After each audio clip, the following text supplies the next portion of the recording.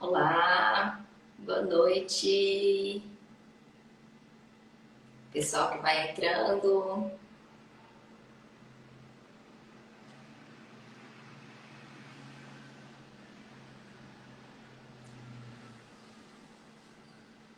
Boa noite.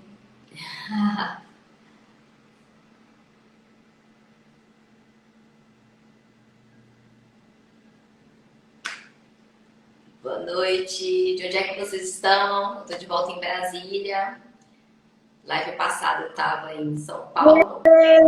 Olá, meninas. Boa Olá, noite. Tudo bom com vocês? tudo Tudo, e você? ótimo. Eu estou vendo só metade do rosto da Gabriele e estou vendo a Rebeca inteira. Aí, Pronto, a gente tá fora de casa, então tá um pouquinho improvisado. Tudo bom? Boa noite para todo mundo. tudo bom. É prazer em conhecer vocês duas. A gente, né, nesse mundo agora virtual, a gente só conhece as pessoas pelo Instagram, pelo Twitter. Ninguém se conhece É, pessoalmente mais. eu conheci o seu perfil via Doppel Story. Ele fez um post muito massa. Eu falei assim, nossa, como que eu não conheço esse perfil? É muito incrível. O seu conteúdo é muito legal. Eu adoro. Ah, e de vocês também. Fala sobre assuntos muito importantes e que nós vamos abordar também na live. Então, para quem está entrando agora, deixa eu apresentar para vocês as duas. Então, a Rebeca. Rebeca, levanta a mãozinha aí. Isso, é bacharel em Física pela USP, doutora em Física na área de Física Aplicada e tem experiência na área de Física Aplicada, Materiais e Cristalografia. Atualmente é Sim, pós-doutoranda no Departamento de Engenharia Química da USP também. E é a isso aí. Eu segunda encruçada nos convidada químicos. é a Gabriele Weber Martins, que é bacharel em Ciências Moleculares pela USP e doutora em Física também pela USP, e atualmente é professora na Escola de Engenharia de Lorena, da Universidade de São Paulo, e tem experiência na área de Física de Partículas Elementares e Campos. Um pouquinho mais próxima da minha área de atuação do que Ah, sim. a Rebeca, que é totalmente diferente. Então, para a Eu gente. sempre curti. Então, eu entendo o Instituto de Física da USP, que é um lugar muito mais voltado para o teórico, mas eu sempre quis ser física experimental. Daí eu sempre estou passeando aí pelas áreas, eu sou mais interdisciplinar. Ah, que legal. Então eu queria que você falasse um pouquinho sobre. A Luísa também está aí com a gente. Encontrei Ai, com a Luísa ela, maravilhosa! eu vi uma palestra dela muito legal Ela é incrível. aquele congresso que teve de divulgação científica. Então, Sim, eu assisti também. o pessoal vai entrando aos pouquinhos também. Eu acho que esse horário de 18 horas é um horário de trânsito das pessoas saindo do trabalho, né? Então dá uma certa confusão de horário. Ah, Rebeca, é que assim, mais fala. tarde do que isso já era um pouco complicado para a gente, porque amanhã a gente tem que acordar cedo, fazer uns rolê complicados, então é difícil. Tá ótimo, a gente deixa gravado, sobe pro YouTube, então todo mundo pode ter a oportunidade de assistir. E fala um Show. pouquinho para mim, pra gente, sobre a área de vocês. Como vocês escolheram física, por quê e qual que é atualmente a pesquisa de vocês, que vocês estão envolvidas. Começa você, vai. Então, eu cresci numa casa de pessoas que são doentes por ficção científica. Meu pai era trekker, todo mundo era muito doente por Star Trek, Star Wars, então sempre foi um tema muito grande. Meu pai também sempre gostou muito de física, de ciência. Eu cresci lendo livros do Asimov. é, Então, tipo, ciência sempre foi um tópico em casa. Tipo, a gente sempre discutiu sobre essas coisas. Meu pai sempre assinou super interessante, acho que tinha desde no número um. Então, a gente vivia lendo isso. Então, tipo, por exemplo, olha que louco, eu sempre achei que eu ia para astronomia. Só que eu não me conectei quando eu cheguei na física. Eu fiz uma matéria de astronomia, fiz uma disciplina de astronomia na graduação e falei assim, não é muito isso que eu quero, não. Eu sempre achei que eu ia para essa área. E aí eu entrei em física na USP, vi que, na verdade, eu queria ter entrado na Unicamp, mas aí no dia da Unicamp eu fiquei meio ruim, não passei no vestibular, passei na física da USP. Já fui na graduação mesmo, pensando na área acadêmica, comecei a fazer iniciação científica com a professora Márcia Fantini, que é da Física Aplicada, e ela tem vários projetos interdisciplinares. Um era sobre vacinas e inoculação de materiais para drug delivery, e ela tinha outra colaboração com uns professores da Argentina para trabalhar com materiais para células combustíveis, dióxido sólido.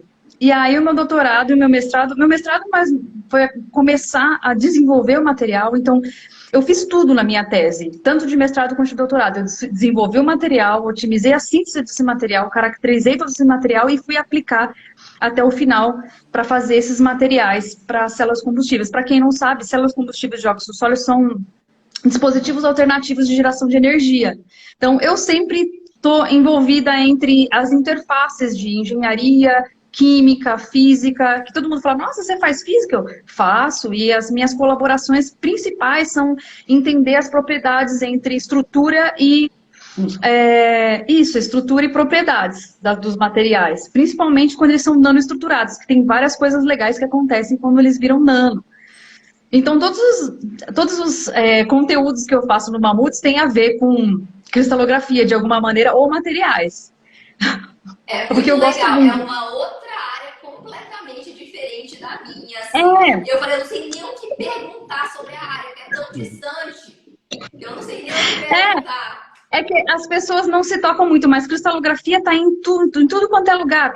Tá em macromoléculas, está na química, está na física, está em materiais, está em engenharia, está em tudo. É uma das ciências que mais ganha Nobel. Eu acho que é top de ganhar Nobel. Eu acho que é a cristalografia. Em seguida vem supercondutividade. Então, eu estou sempre entuchada aí em algum material, me chamam para fazer uma análise. Agora eu estou trabalhando no pós-doc com fotocatálise de nanomateriais. A ideia é degradar compostos que poluem água, né? Poluem efluentes, como, por exemplo, as coisas que a gente consome. Por exemplo, a gente toma medicamentos e expele na urina, por exemplo, antibióticos. E aí a gente tem que degradar esses antibióticos na água, porque eles fazem, né, efeitos nos peixes e depois na gente de novo.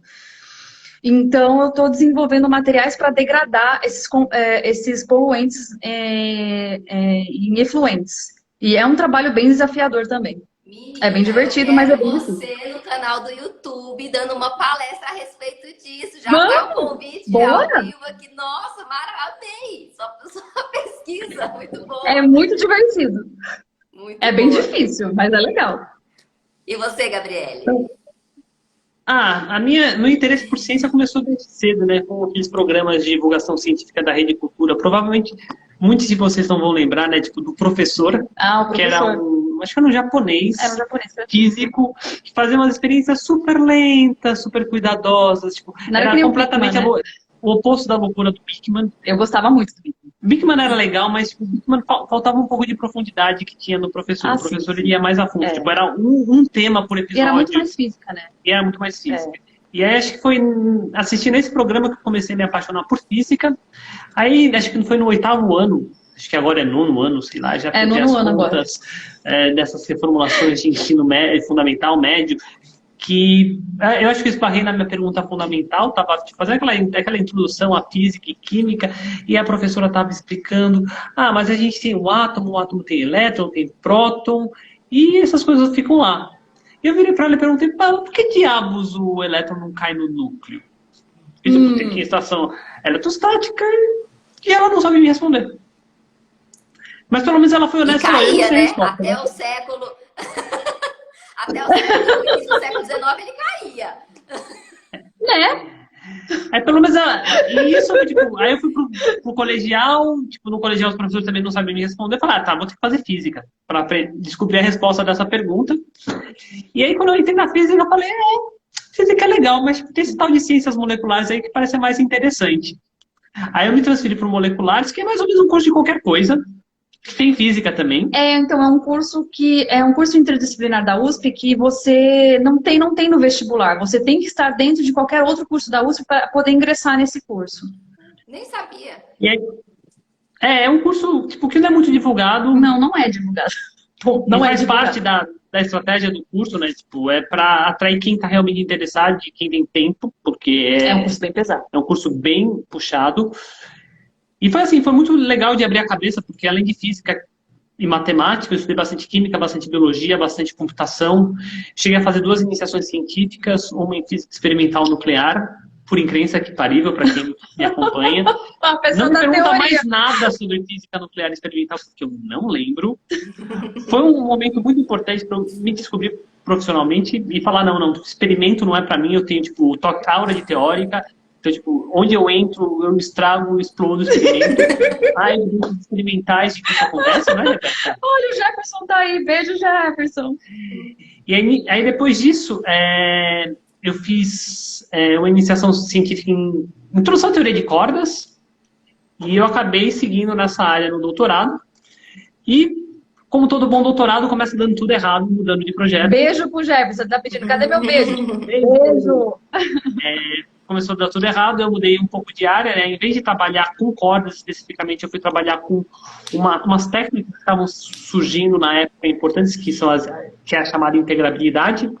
Basicamente, estudar estruturas de teorias relacionadas com simetrias que vinculam fortemente essa teoria e permite que a gente tenha informações importantes, tipo tudo sobre espalhamentos, espectros, ou no caso das teorias clássicas, as trajetórias.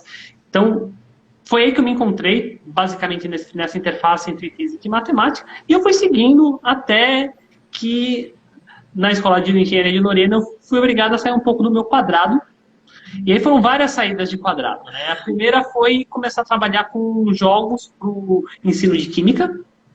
Então, é até muito engraçado falar, né? Tipo, o meu artigo mais citado é o artigo sobre jogos. O artigo mais citado é sobre jogos. Não tem nada a ver com a minha formação. Não, mas é legal, bastante eclético, né? Vai todas as áreas. Então, tipo, hoje em dia a gente tem um grupo que a gente faz jogos seguindo o paradigma europeu para ensino de química, e agora a gente vai começar a trabalhar com física. Vamos começar com física. É uma coisa super divertida, a gente vai integrar na sala de aula dela para brincar com esse ensino médio novo e ver se dá para fazer alguma coisa divertida. Comecei a trabalhar também um pouco com matéria condensada e mais recentemente com as questões de diversidade, gênero e sexualidade. E aí eu estou com 2 projetos. Um que é o Ciência LGBT, que está já se encaminhando para fechar, né? A gente está analisando os dados que a gente colheu ano passado. E outro que é o Corpas Trans, que está voltado para entender a dinâmica das pessoas trans dentro da USP. E esse está dando bastante trabalho, porque a gente está batendo de frente com a instituição. Vamos entrar o Ciência LGBT a gente já está terminando, né? De analisar os dados. Se tudo der certo, até o final do ano... Eu queria só que vocês falassem da divulgação primeiro, para depois entrar nesse assunto, porque eu não sei se veio primeiro a divulgação ou o projeto de vocês. Tá. Ele é um desses projetos aí. O Mamutes, ele surgiu em 2014, logo que eu fui para Lorena, e eu cheguei num lugar que não tinha seminário. Tipo, eu vim do Instituto de Física da USP, que tinha seminário todo dia. Tipo, era só você ir num departamento que tinha um seminário acontecendo, você podia ficar sabendo de ciência nova e coisa e tal. E eu fui para um lugar que não tinha seminário, não tinha nenhum seminário. Tipo, ninguém sabia o que o outro fazia. Não tinha uma conexão entre os professores e os alunos, sabe? Os alunos não saberem o que os professores deles fazem, sabe? De pesquisa, além da docência. E aí juntou que tinham entrado vários outros professores junto comigo e a gente falou, vamos pegar a inspiração do convite à física. Foi realmente, tipo, pegamos a inspiração do convite à física e vamos tentar fazer alguma coisa parecida aqui. E aí surgiu uma Mamutes na Ciência, que era uma série de seminários, tipo, sem muita pretensão, tipo, um seminário a cada 15, 30 dias, vinha alguém falar sobre uma área de pesquisa, como chegar nela, os resultados importantes, tudo de uma maneira muito informal. E assim, o projeto foi indo, tipo, a gente teve bastante adesão, né, tipo, 2016 até 2018, mas 2019 o projeto estava bem capenga, tipo, já não estava indo muito para frente. A gente tinha planejado para 2020 uma revitalizada, né? Tipo, trazendo mais alunos, os alunos de mestrado, doutorado, da instituição. Só que aí veio a pandemia. E aí a pandemia salvou a gente de vez, porque falou, não, a gente tem que ir para as redes. E aí a Rebeca, um pouco a nossa abordagem. viciada em podcast. O meu objetivo era fazer um podcast e ter uma divulgação só para isso. E aí a gente pediu esse mamutes, chama mamutes, porque mamutes é o animal totem da Atlética da EL. E tudo é de mamutes, então é mamuteria, é tudo de mamutes, todas as coisas da faculdade têm a ver com mamutes. Eu falei assim, vamos fazer mamutes na ciência porque, né, traz para os alunos essa sensação de que faz parte da universidade. E aí a gente pediu eu escrevi um projeto para fazer um podcast e pedi algumas bolsas. Quem chegou aí, a gente pediu bolsas para os alunos virem participar do projeto. E aí chegou uns 4 alunos no começo, a gente começou a trabalhar e a gente viu que a pauta que eu gosto de escrever para o podcast era um pouco trabalhosa. Então a gente lança um por mês. Só que nesse meio inteirinho do mês, tem que ter mais divulgação para que, né, a gente tem que ajudar o algoritmo aí a entregar o post, entregar conteúdo, tudo mais. A gente começou a fazer isso. A gente fez um primeiro episódio sobre a rainha dos chips de computação, que é a Lynn Conway, que é uma mulher trans que teve um backlash muito grande na IBM, porque ela foi demitida quando ela saiu do armário. E a gente contou a história dela nesse primeiro episódio, que ainda é um dos mais ouvidos do nosso podcast. E a gente começou a gerar conteúdo em torno disso daí. Só que aí, chegou no ano passado, no começo do ano, janeiro, a mês da visibilidade trans. E aí a gente resolveu falar assim, entendemos o nosso nicho, tá? Porque pouquíssimas pessoas, pouquíssimos perfis, poucos divulgadores científicos falam sobre diversidade na ciência, são poucos. Tipo, eu vou citar aqui a Lucy, do Make Science BR, é isso? O canal dela. Tem o Dani, do Ciência Fora do Armário, tem o canal Peixe Babel, que fala um pouco sobre isso, tipo, são pouquíssimos canais relativamente grandes que falam sobre isso. Eu falei assim, beleza, entendemos o nosso nicho, vamos nisso. E aí a gente fez uma semana sobre cientistas trans. Um mês. Mas foi uma semana com posts todos os dias. E assim, irritou muito. Só que o que acontece? Irritou muito e em seguida o Instagram simplesmente silenciou a nossa conta. E logo em seguida. Se você usa quaisquer hashtags que tem a ver com LGBT, com pessoas trans, qualquer hashtag, o algoritmo categoriza essa hashtag como conteúdo inapropriado. Não sabia. Então, a gente ficou sabendo da pior forma possível. A gente perdeu a nossa primeira conta do Mamutes, que já tinha quase 3 mil seguidores. Aí, só que assim, toda semana o Instagram faz modificações pequenas em como as coisas funcionam aqui. E uma delas foi na época que ele começou a colocar o Reels. A gente não tinha Reels na nossa conta. Então, tipo, eu senti que a nossa conta foi colocada numa geladeira. Enquanto, se você entrasse e procurasse a nossa conta, você acharia, tipo, né, que, vocês estão shadow banned. Na verdade, não. O Instagram simplesmente botou a nossa conta na geladeira de conteúdo inapropriado. E não sei se você já teve algum problema com o Instagram. Se você tiver algum problema com o Instagram, esquece. Eles não respondem, não tem suporte, não tem nada. Então, isso fez a gente meio que tomar algumas rédeas diferenciadas para o nosso conteúdo. Então, a gente tem um site que a gente alimenta com conteúdos que a gente só deixa aqui um pouco mais resumido, mas a gente tem feito mais conteúdos que ficam no nosso site. O nosso podcast continua, né? Hoje saiu mais um episódio. Então, a gente tenta ir de outras formas. Aí eu abri um perfil novo, que é esse aqui que a gente está agora. E assim, do nada, a gente já teve um alcance bem grande, já começamos a recuperar, né? A gente praticamente, em menos de um ano, a gente quase já recuperou tudo que a gente tem feito. A gente mudou um pouco a nossa linha de como a gente faz os conteúdos. A gente tem novos alunos, a gente tem bastante aluno novo. Entrou uma equipe nova agora.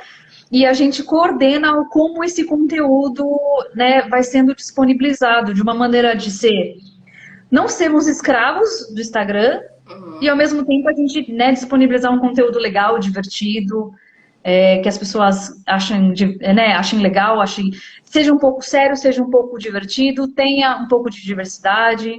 A gente faz um pouquinho de cada coisa. Eu gostei bastante do perfil de vocês, achei top demais. Obrigada. E eu queria que vocês falassem da diversidade na ciência, que é o projeto de vocês, a importância da diversidade na ciência, tanto sexual quanto de gênero, que todas nós sofremos problemas de gênero dentro da academia científica. Então, fale um pouquinho pra gente sobre esse assunto. Então vamos começar falando a verdade, né? A ciência não é nada diversa, né? As pessoas gostam de falar que a ciência é neutra, e a pergunta é neutra para quem? Neutra para quem se acha transparente, né? Porque se você pegar o que é o neutro na ciência, é o homem cis hétero branco, que não tem cor, não tem gênero, não tem nada. Ele é um neutro e ele está lá dominando tudo. E qualquer coisa que é diferente dele não é neutro. Então essa é a grande treta, né? A ciência foi feita pelo homem cis hétero branco para o homem cis hétero branco. Não tem espaço para qualquer pessoa que seja diferente dele, porque ele não quer. Porque ele não quer ter que dividir o pão dele. Então a grande treta que a gente enfrenta agora é tentar reclamar esse espaço que é nosso por direito. Se você for pensar, por exemplo, que boa parte das universidades, ela surgiu no período, o Preciado fala de um jeito bem interessante, ele relaciona a caça às bruxas com o surgimento das universidades e toda essa caça ao conhecimento tradicional, que era originalmente detido pelas mulheres. A gente fez um episódio sobre isso, como muito do conhecimento tradicional das parteiras foi totalmente dominado e transformado na academia, e as mulheres foram excluídas da academia. E aí hoje você vê o Nobel, tipo, sei lá, a discrepância entre quantos Nobels as mulheres levam em relação aos homens. Assim, é surreal. Nem só pensando no prêmio Nobel, mas se você pensar em bolsas de pesquisa, em CNPq... Sim, é que o Nobel é o concurso, né? Sim. Ele é o topo dessa nata, né? É o destilado, vamos dizer assim. Então, o que acaba acontecendo é, nesse processo, erradicaram-se as mulheres, erradicaram-se os povos originários, erradicaram-se as pessoas não brancas, e a academia ficou essa coisa tudo igual, homogênea, que um tá sempre dando tapinha nas costas dos outros, olha como que você é foda.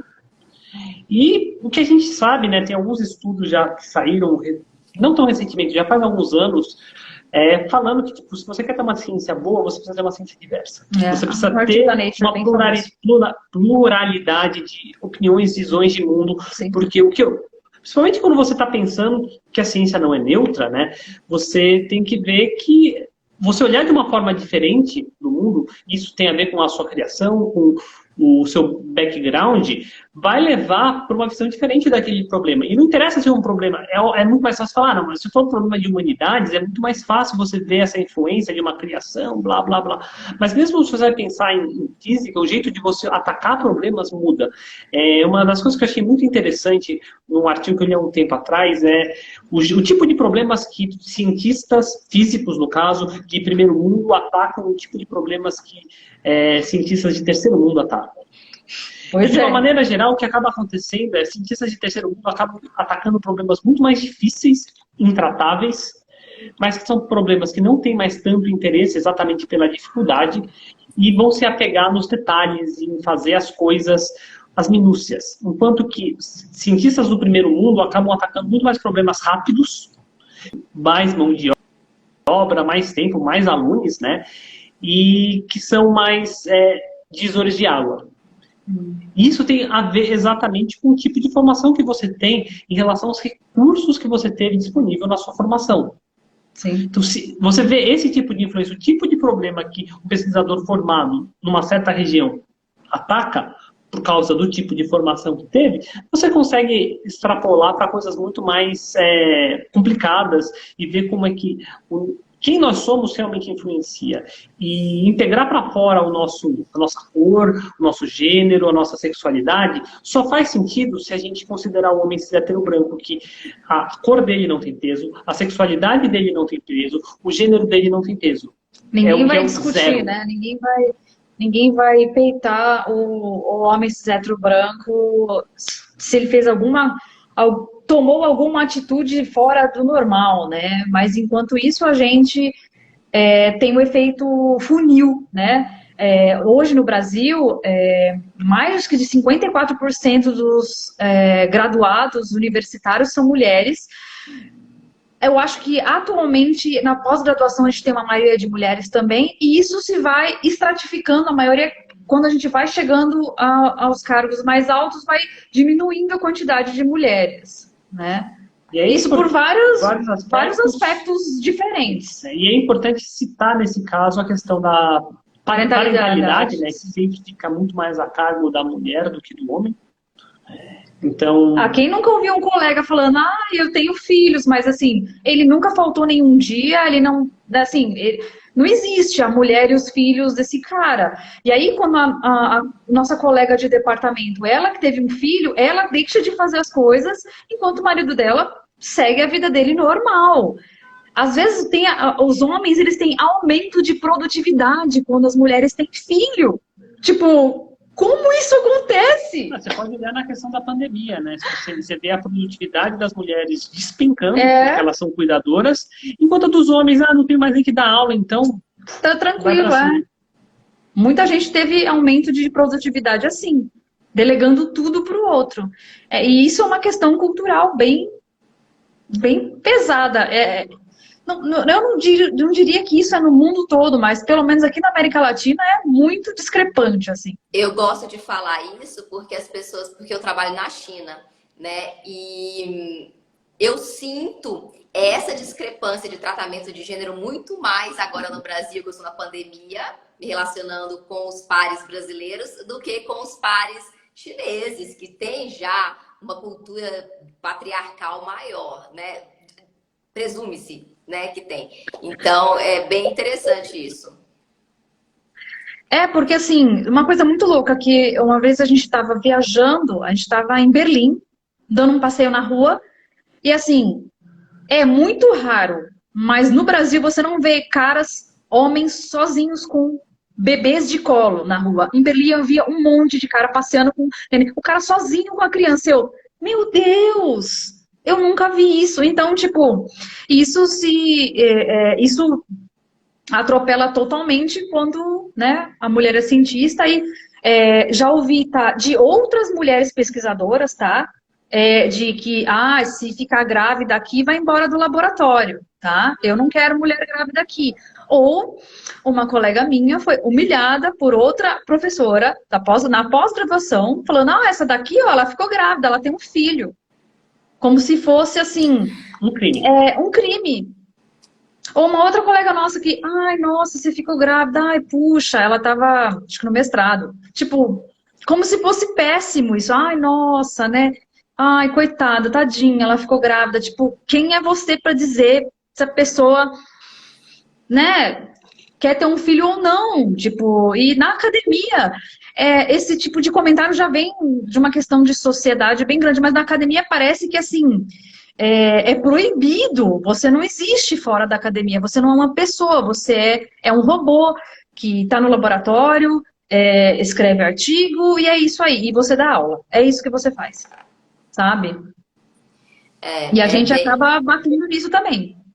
É bem complicado mesmo essa questão da diversidade dentro da academia, da falta de diversidade dentro da academia.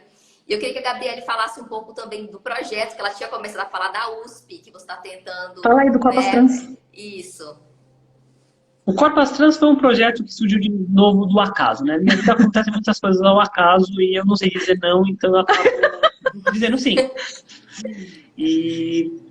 tem uma professora na antropologia, Silvana, e a gente se esbarrou através de um outro coletivo de pessoas trans, porque numa época que tinha saído um edital do Santander e da Pró-Reitoria de Cultura e Extensão, de projetos intercamp para atacar problemas que afligissem diversos campi, né? E a gente pensou, tipo, a gente não sabe quem que a gente é. A gente não sabe quantas pessoas trans tem na USP. A gente tem um pouco de noção das dificuldades que a gente enfrenta, porque a gente enfrenta. E a gente conhece alguns alunos trans, mas a gente não sabe exatamente qual que é a treta toda. Então a gente montou um projeto. Isso foi... Faz um ano que a gente começou, mais ou menos. E a gente conseguiu grana para alunos. Então a gente estava a gente estava com uns 4 ou 5 de iniciação e 2 de pós, para começar a entender isso. Então a gente fez um questionário, bem nos moldes do Ciência LGBT, né, perguntando de experiência, de permanência, de problemas de uma maneira geral. E a partir desse questionário a gente começou a convidar algumas pessoas para darem entrevistas. Então a gente vai ter tanto a parte quanti quanto quali. E, ao mesmo tempo, a gente começou a fazer algumas intervenções de enfrentamento. A gente começou... porque a USP, por exemplo, ela não tem regulamentações próprias para o uso do nome social e nem de espaços segregados ainda. Então, uma das primeiras coisas que a gente fez foi entrar em contato com as pró-reitorias e propor esse tipo de legislação. Agora está tramitando... Gente, como não tem? É assim, impressionante. Não tem.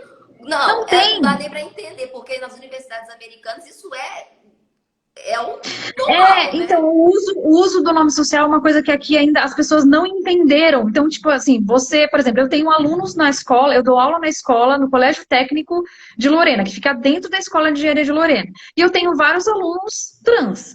Então, tipo, eles não querem ser chamados pelo nome, tipo, eles querem ser chamados pelo nome social. E aí vem o nome, sabe, o nome morto atrás, aí você fica, meu Deus, a pessoa quer o nome social, porque você não faz só a carteirinha com o nome social. Sabe, difícil. E aí a gente começou com esses enfrentamentos, agora a gente está com uns processos de conscientização, né, fazendo flyer, sempre que pode a gente vai dar palestra. Sim. E a gente está começando a escrever um livro sobre vivências trans e uma visão sobre gênero e sexualidade de uma maneira um pouco mais transcentrada. Vamos ver quando vai sair, porque a gente tem uma ideia... E colaborativa, né? É um livro colaborativo, né? Com toda a equipe. E a equipe deve ter umas 10 pessoas, eu já perdi a conta. Nossa, sempre tem um zilhão de gente. Tem um zilhão de gente. Eu acabei de sair de uma das reuniões. É muito bom isso. E é muito engraçado, porque, tipo...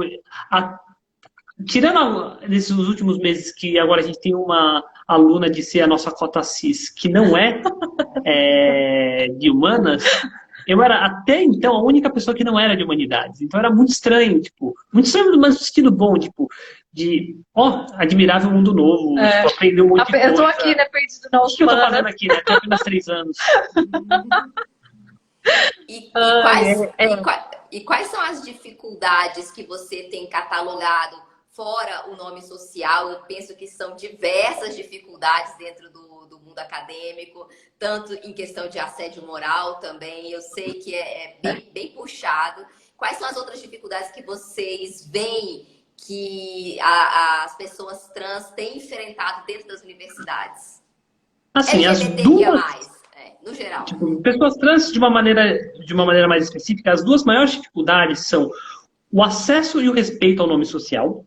Então, porque mesmo quando a pessoa consegue colocar o nome social, por exemplo, na USP tem um problema que os sistemas não estão unificados. Então, trocou num sistema, não trocou no outro. Então, aparece o nome morto onde não deveria. Nossa. Aí esbarra também na questão de professorias mal intencionadas, que às vezes é falta de conhecimento, não sabe qual nome usar, mas às vezes também é maldade mesmo de usar um nome que quer para humilhar ou ofender. A USP, pelo menos, tem um corpo docente um pouco velho. Velho e mentalidade, vamos dizer assim. E aí tem a segunda questão, que é o acesso a espaços segregados por gênero. Então, vira e mexe tem denúncia de aluna trans sendo expulsa do banheiro feminino por radifem. E isso a gente está começando a brigar. Então, essas são as duas pontas do iceberg que a gente consegue identificar fácil. Óbvio, tem outros problemas relacionados com assédio sexual, para colocar na linguagem clara. Também tem a questão de ideações suicidas, né? A gente estava... Agora eu não vou lembrar o número, mas é um número alarmante de ideação suicida que tem. Então tem muita coisa que a gente tem que olhar.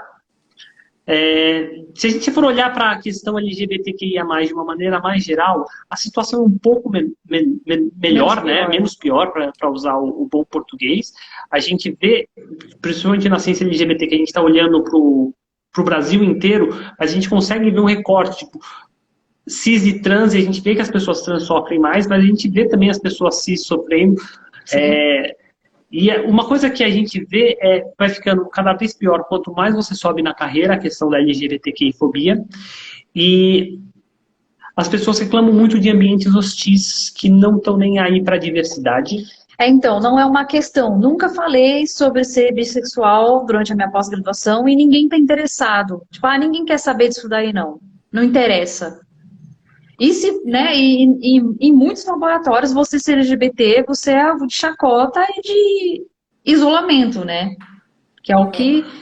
A gente fez uma entrevista, tá até no YouTube, sobre mulheres na ciência, e a gente trouxe a Vivian Miranda, que talvez vocês conheçam, é uma cosmóloga. Sim. Né? E ela falou muito disso. Desse ambiente hostil. Ela sempre quis muito trabalhar em São Paulo, mas ela agora trabalhando nos Estados Unidos, maravilhosa, sim. projetos. Nossa, ela tá arrasando. Quis trabalhar em São Paulo e tem esse ambiente hostil que ela sente para trabalhar em São Paulo. É realmente bem triste essa situação que a gente vive. A questão da transfobia aqui no Brasil é muito, muito, muito, muito forte, viu? A transfobia tá em cima e em seguida tem a questão do machismo também, que a gente conhece muito bem. Esse eu posso falar com propriedade. Né? E sobre uma colega minha está vivendo isso agora.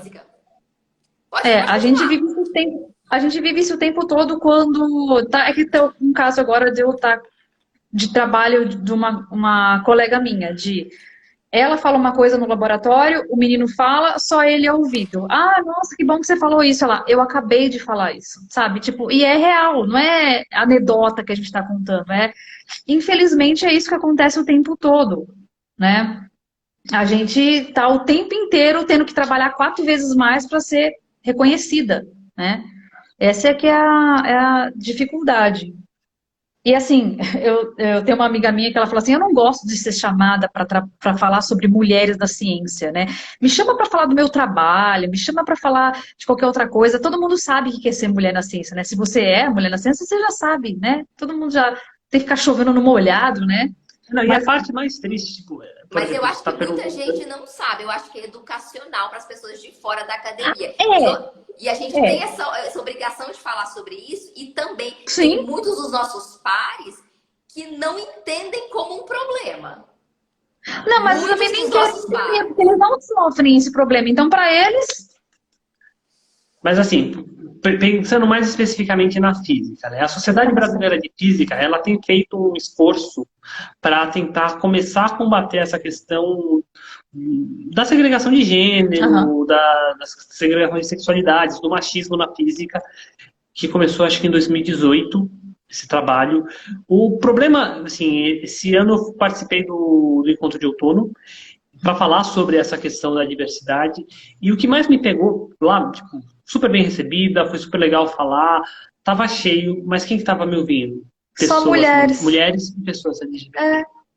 Enquanto a gente não conseguir um lugar de destaque nos keynotes e falar para todo mundo, falar para quem é o problema, não vai mudar. Por enquanto a gente está, infelizmente, pregando para convertido. Essa que é a questão. Enquanto os homens não entenderem que isso é um problema para eles também, que, de novo, se a ciência diversa ela é a melhor, né? Sim, então, se eles não estão, né? Inovação, mas... Exatamente. Mas enquanto eles não entenderem que isso é bom para eles também, a gente vai continuar falando para a gente mesmo. Então, triste isso, né? É importante que a gente esteja falando pra gente mesmo, pra gente ver que, olha, não é loucura da minha cabeça, não é gaslighting, a gente tá sofrendo isso acontece, a gente começou a juntar dados, mas tem que sair da bolha, a gente tem que começar a atacar o problema de uma maneira mais efetiva, mostrando para quem realmente, infelizmente, ainda tem o poder decisório. Mas pelo menos uma coisa que a gente aprendeu com a Fernanda do Parenting Science, a Fernanda Stanikowski, a gente tem que enfiar dados na cara dos gestores. Então, o Ciência LGBT e o Corpus Trans, a gente está agregando dados para exatamente esfregar na cara dos gestores e falar assim, tá aqui os dados, que políticas públicas, o que as universidades vão fazer para melhorar isso. Mas vocês estão fazendo muito além de pregar para convertidos. Estão numa luta mesmo dentro da própria universidade para conseguir tentar mudanças. Se você for pensar, a USP foi a última a adotar cotas. A USP é muito atrasada nessas questões, de novo, por causa desses professores velhos, né? Então, tipo, a gente precisa mudar por dentro a universidade, não tem jeito. Pelo menos, hoje, vou te falar, na época que eu estava na graduação, não existiam coletivos. Hoje, todo lugar tem coletivo LGBT. Na USP inteira tem um monte de coletivo e eles estão lutando pelos direitos deles. Então, assédio não passa mais, LGBTfobia não passa mais, esse rolê de alunos sendo agredidos dentro dos banheiros, então é uma coisa que estão batendo forte nisso. Então, os alunos dentro das próprias universidades estão tomando atitude para que isso se mude de dentro. Então, os esforços estão sendo feitos. Sim, mas eu vejo muito isso. Os alunos lutando para ter mais espaço, ou lutando para ter professores que respeitem, né, uns aos outros. Então, essa luta tem partido mais, eu vejo, dos alunos do que da própria academia científica, dos velhos, como você disse. Ai, é que assim, tem sempre aqueles professores que estão na Torre do Marfim lá, né? Eu não tenho que me preocupar com isso, enfim. Né? Aquele cientista que fala que ciência é neutra, sabe? Que, não tem viés, não sei o que lá.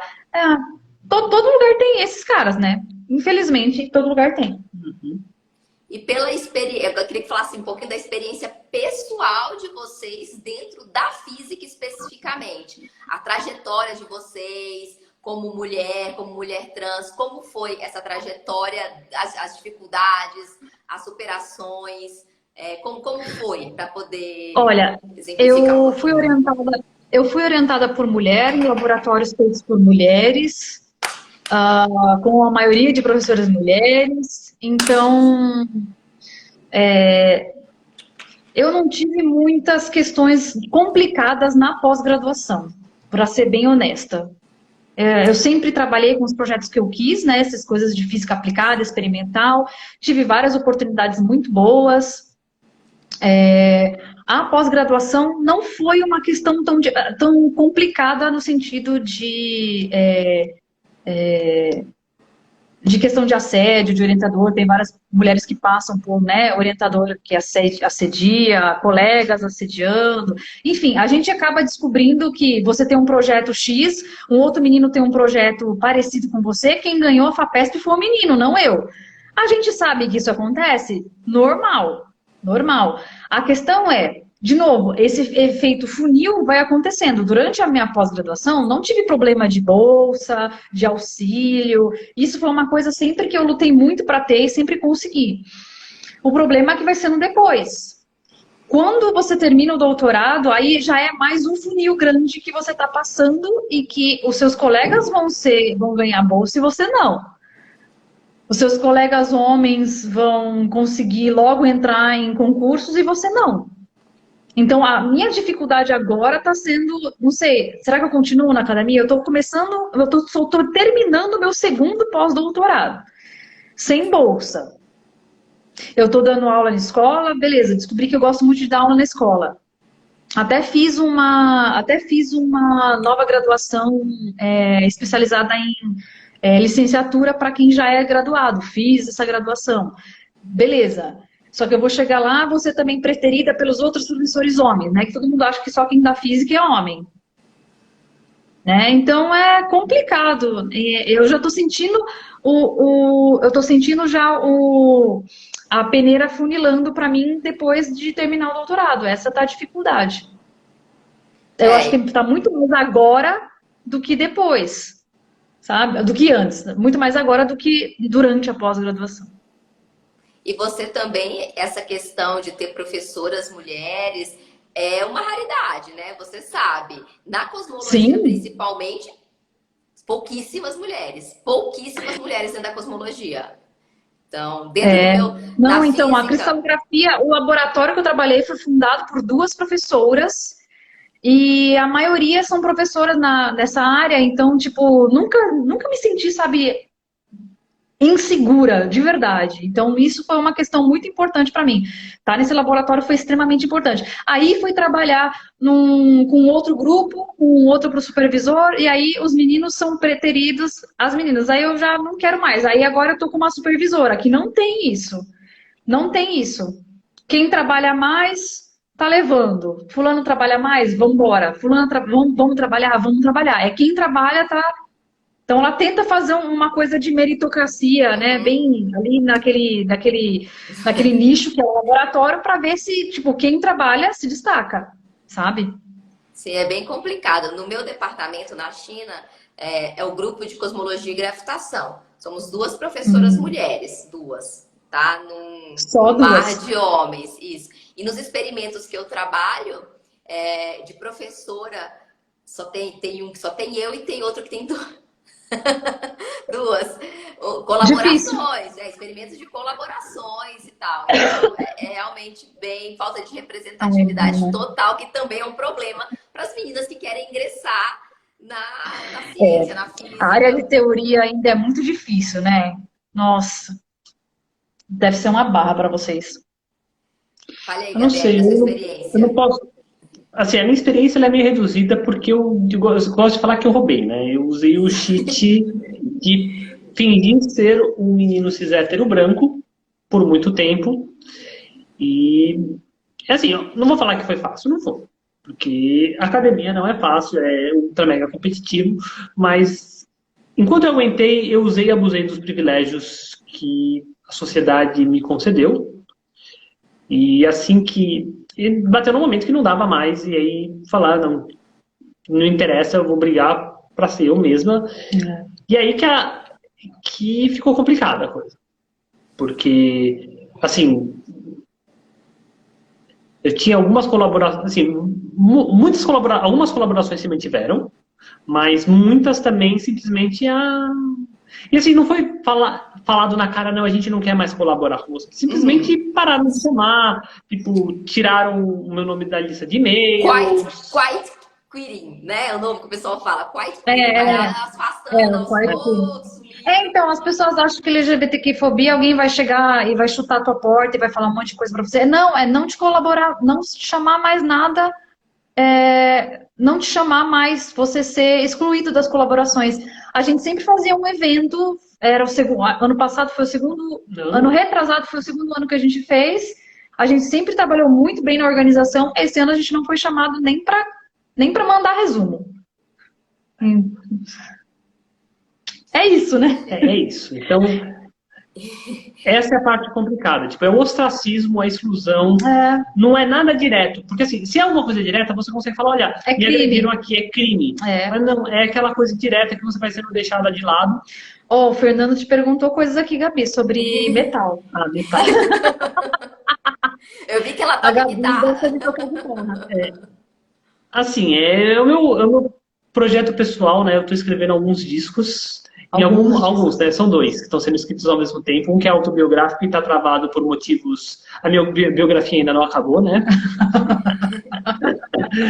E outro que é um EPzinho que está quase pronto. Falta terminar de escrever umas letras e gravar. Então acho que se tudo der muito certo, ano que vem eu consigo soltar esse EPzinho. Que é a saga de uma personagem fictícia que eu criei chamada The Turf Slayer. E tá muito divertido. A Rebeca já ouviu algumas coisas. E tem... a Gabi fez um cover da Glória Groove um tempo atrás, uma versão metal da música dela. A música, se vocês já ouviram uma música, a música do começo e do final é a Gabi que escreveu e eu pedi pra ela, falei assim, eu quero uma música pro podcast, você faz aí se vira. E ela na verdade, assim, eu toco guitarra tipo, há uns 20 anos, mas eu sempre fui muito insegura com a minha capacidade de tocar. Tipo, eu sempre tive muito medo de mostrar o que eu escrevia. Tipo, eu tenho umas 50 músicas escritas que eu nunca gravei por simplesmente, tipo, não tá bom o suficiente. E foi muito interessante, tipo, quando a Rebeca virou e falou, você vai gravar uma música pro podcast. Você vai gravar, não quero nem saber. E eu tava bem, tipo, já tava meio desanimada, porque, tipo, sendo uma mulher trans, morando no interior, a chance de encontrar uma banda pra tocar legal era mínima. Gente, a gente mora em Lorena, tá? Lorena é do lado de Aparecida. E de Cachoeira Paulista. Eu tava em Guaratinguetá semana passada, por isso que eu perguntei se vocês estavam em Lorena. Não, a gente tá em São Paulo agora, porque a Gabi fez um procedimento, então a gente tá pra cá. Mas, sim, do lado, Guará é do lado. Do lado. E aí ela falou, aí eu sentei e escrevi uns riffzinhos bem bobinho, bem bobinho, bem bobinho. Eu gravei, ficou legal, falei, talvez dê. E esse riff virou uma música. Virou uma música. E essa música começou a virar esse meu disco autobiográfico. Aí eu travei no meu processo criativo por motivos pessoais, que na terapia eu entendi que eram. E aí foi lá. Comecei a pedir no Twitter sugestões de músicas para gravar covers metalizados. Aí veio o da Glória Groove, e aí nisso minha inspiração voltou e tá sendo bem divertido entrar em contato com esse meu lado guitarrista, compositora. E por falar em banda, o meu primo de Guaratinguetá, ele canta numa banda de metal. Vamos fazer as conexões. Olha, que legal!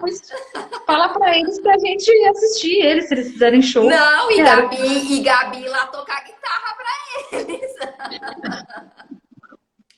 Que legal que ia ser, gente! Você tem família em Guará, é isso? Meus tios moram em Guaratinguetá. Ai, que legal! Gente, olha só. O mundo é um ovo de codorna. Isso. Fernando, não sei o nome da banda, gente. Me perdoa, mas eu vou perguntar pra ele. Vamos fazer esse rolê dar certo aí, hein? Que show. Gente, e que mais? Teve o Papo tá tão bom que até me perdi. Tem uma pergunta no Instagram que eles deixaram lá. Deixa eu abrir aqui que fechou. Legal. Olha só um comentário aqui que o Marcos fez. A minha visão sobre esses tópicos mudou muito depois de entrar na universidade. A turma de física nesse semestre eram 20 e poucos meninos e 4 meninas. Muito importante a pesquisa de vocês. Nossa, aqui eu tive muita sorte. Olha só que muito louco. Quando eu entrei na física, eu entrei no noturno, né? Eu trabalhava de dia e fazia faculdade à noite. E tinha umas 13 meninas na minha turma. Tinha muita menina na minha turma. Muita. Na minha tinha 4, eu acho. Assim, fiz matérias em que só eu era menina? Fiz várias. É porque vai afunilando, né? Todo mundo vai decidindo as matérias diferentes que quer fazer. Vai indo. Mas no ano que eu entrei tinha bastante menina. Pois deu muita sorte. Professoras mulheres também. Eu tive um professor negro durante a minha graduação. Isso a gente não tem. Não, no Instituto de Física não tem nenhum professor negro. Homem negro, mulher negra, não tive nenhuma. Esse é um outro funil bem pior, viu? As pessoas negras das universidades, nossa. Eu tô tentando trazer a Zélia para falar aqui no canal. Conhecem a Zélia? Faz um trabalho magnífico também de diversidade. Então, é muito importante falar sobre isso, porque tem muitas pessoas que não veem isso como um problema. Não é um problema, é vitimismo, é isso, é aquilo. Tem muita gente que ainda tem isso na cabeça. Não, é uma coisa muito, é muito desigual, não tem como comparar. Por exemplo, eu vim de escola pública a minha vida toda. E, cara, entrar na USP, sendo aluno de escola pública, tendo que trabalhar e estudar à noite, cara, era muito brutal. Brutal, sabe? O Caio não tem como comparar. Não tem como comparar. Como a diversidade de sexo e gênero afeta o sistema da ciência ocidental? Será que afeta? Ai, que preguiça dessa pergunta. Não afeta em nada, só melhora. Quanto mais diverso, melhor. Assim, não dá pra falar... O ponto é... O negócio tá tão jogado pro lado homem cis hétero branco que qualquer coisinha que não dá nem para avaliar de verdade se tem diferença ou não. O impacto da diversidade, porque ela não existe ainda.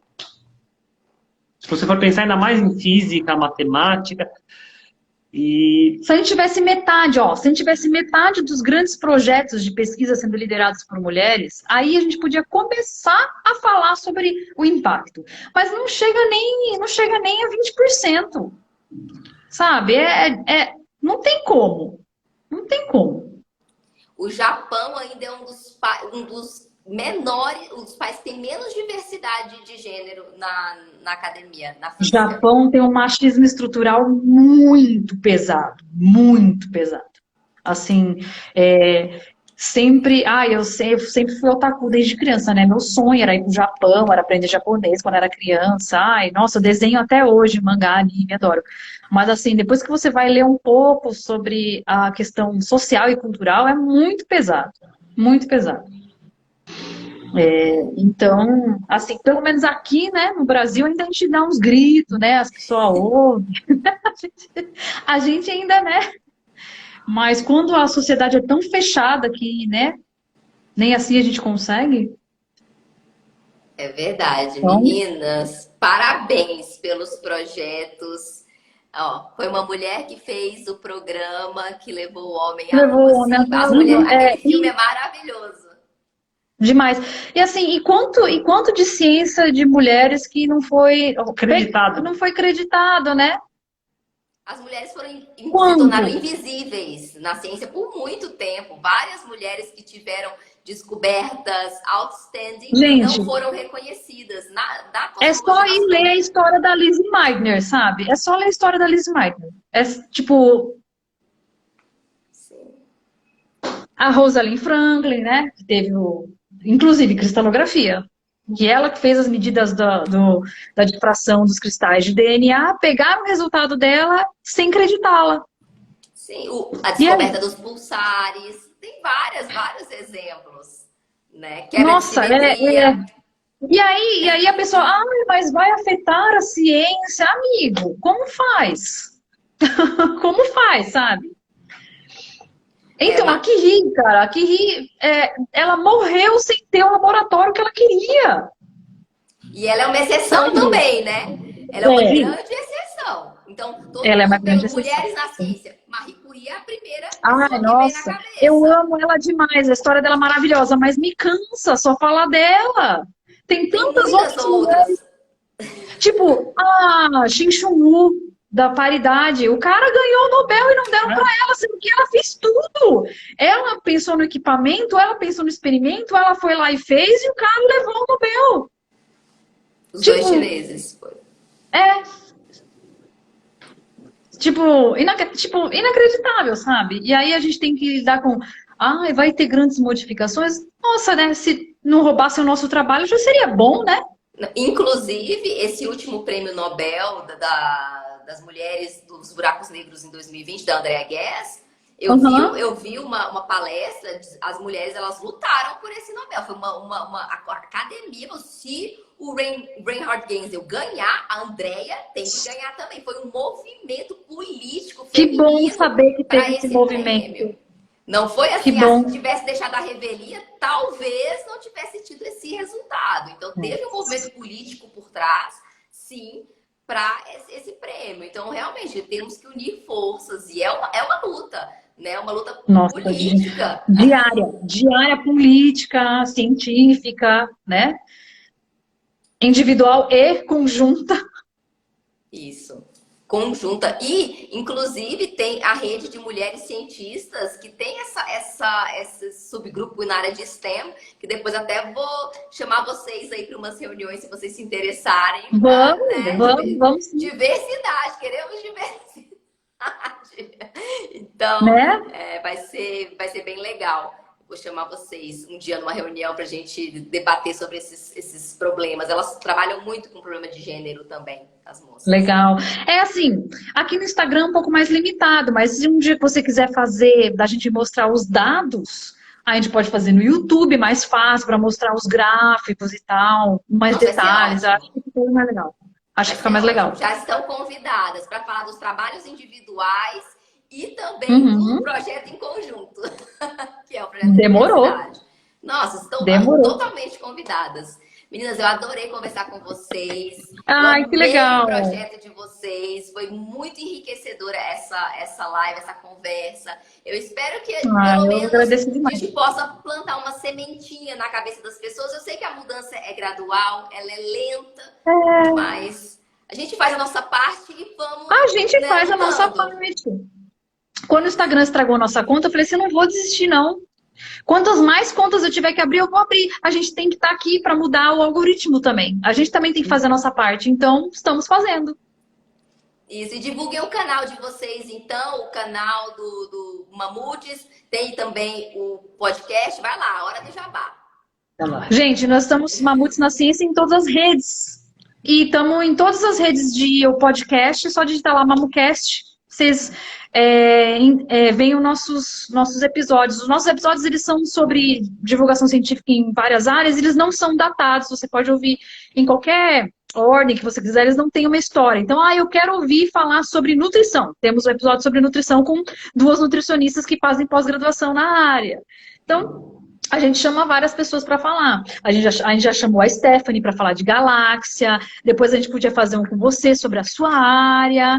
Eu gosto sempre de chamar pessoas diversas para a gente fazer. E a gente equilibra entrevistas com episódios de conteúdo. Por exemplo, eu faço um sobre nanotecnologia, que é a minha área. Eu explico um pouco o que é nanotecnologia. A Gabi também fez um artigo que ela escreveu. Então a gente tenta balancear essas coisas com entrevista e um pouco de conteúdo também. Estamos primariamente aqui no Instagram, no Mamutes na Ciência, estamos no Twitter também. É Mamutes Ciência. É Mamutes Ciência no Twitter, porque não cabe Mamutes na Ciência. E os nossos vídeos a gente faz aqui no Instagram e botamos lá no TikTok também.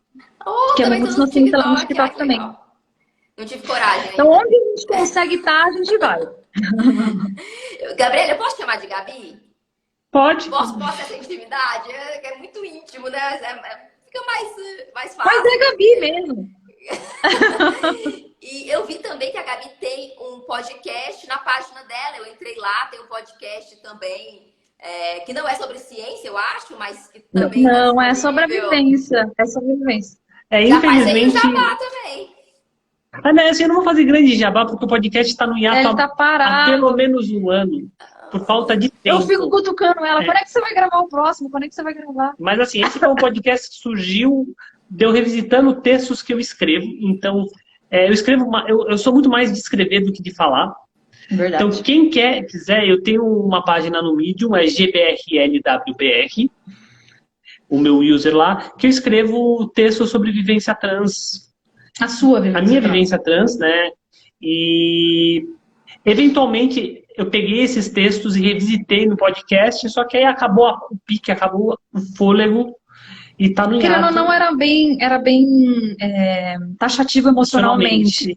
Então a Gabi acabou parando. Mas eu fico sempre falando, volta lá, porque porque várias pessoas, eu gosto bastante desse podcast, porque é um pouco diferente do que existe, na verdade. Então, existem poucos podcasts que falam sobre vivência trans. Então, talvez algum dia eu volte com o podcast, mas por enquanto eu estou focando mais nos textos, que eu também não sei por quanto tempo eu vou continuar escrevendo, já faz 4 anos que eu estou escrevendo. Gabi, nós queremos esse livro na mesa, essa biografia aí, parte 1 e parte 2. Queremos o livro na mesa, tá certo? Não esperar, não. A cara dela.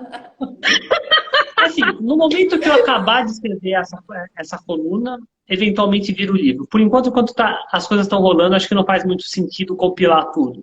Mas logo, logo vai ter livro, sim. Mas logo, vai ter livro com o pessoal do Corpas, vai ter esse livro. Queremos. Eu sou uma leitora ávida. Queremos livros na mesa. Vou adorar acompanhar o livro de vocês. Então, esse rolê do Medium, na verdade, semana retrasada, a Gabi fez um texto para a coluna do jornal USP, que estava um tempo, ainda estava na primeira página lá. Eu vou botar no nosso link na bio, para as pessoas lerem, que ficou muito bom o seu texto. Que é o tipo de texto que vai para essa minha coluna. É verdade, é um tipo de texto que você escreveria para a sua coluna semanal. Ótimo. Gente, meninas, pode ir lá, continue. Não, eu só tô super feliz com essa live, foi super legal. É bom sempre poder falar um pouquinho, dar uma revigorada, sabe?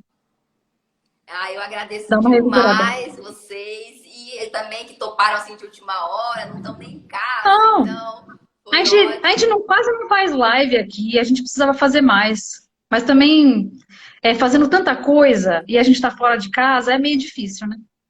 Eu concordo, mas é bom que a gente acaba conhecendo outras pessoas. Eu tô crescendo tanto com essa história de divulgação científica, de canal, conversando com pessoas que eu nunca conversaria, trocando É muito legal fazer parte dessa comunidade. Tem sido maravilhoso. É muito legal Vocês, mesmo. mais um fruto dessa comunidade chamada internet. Estamos aí. Precisando é só chamar. Ótimo, então vamos marcar esse vídeo no YouTube com vocês também. E eu agradeço muito mesmo a presença de vocês, meninas. Obrigada por essa live enriquecedora que a gente teve. A gente que agradece o convite. Muito obrigada. Obrigada.